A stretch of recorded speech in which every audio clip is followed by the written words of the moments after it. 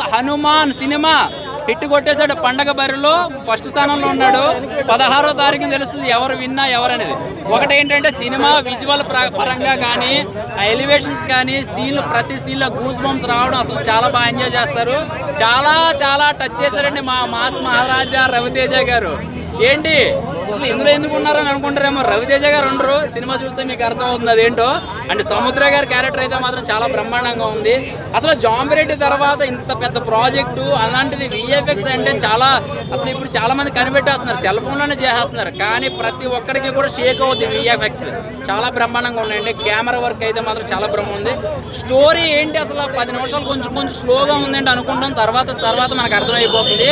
ఒక ఆంజనేయ స్వామి సినిమాని థియేటర్ లేకపోయినా కూడా ఆడించగలడు, ఒక దేవుడి సినిమాని ఆపలేమని చెప్పి ప్రూవ్ చేసుకున్నాడు ఈ ఒక్క సినిమాతో. 6 గంటలు పడింది షో, అసలు ఖాళీ లేదు. అంటే రేపు ఎల్లుండే స్టార్ట్ అయిపోతుంది. ఇంకొకటి ఏంటంటే మా గుంటూరు కారం కారంగా ఉందని టాక్ వచ్చింది.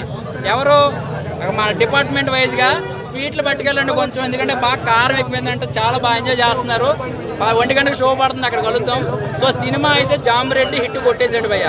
పండగ బరిలో ఉన్నాడు. ఇక్కడ హనుమాన్ సినిమా హిట్ కొట్టేశాడు. పండగ బరిలో ఫస్ట్ స్థానంలో ఉన్నాడు.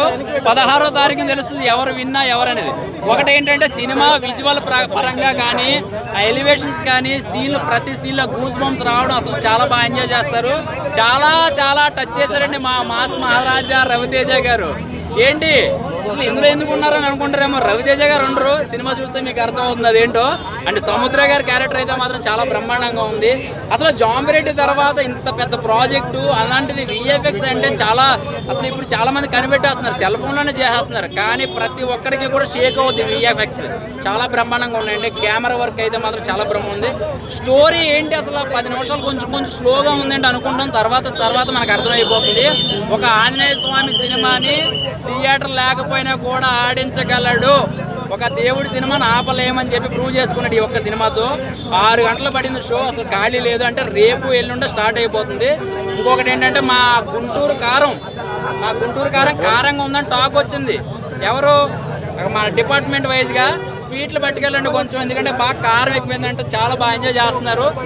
1 గంటకు షో పడుతుంది, అక్కడ కలుద్దాం. సో సినిమా అయితే జాంబిరెడ్డి హిట్ కొట్టేశాడు భయ్య.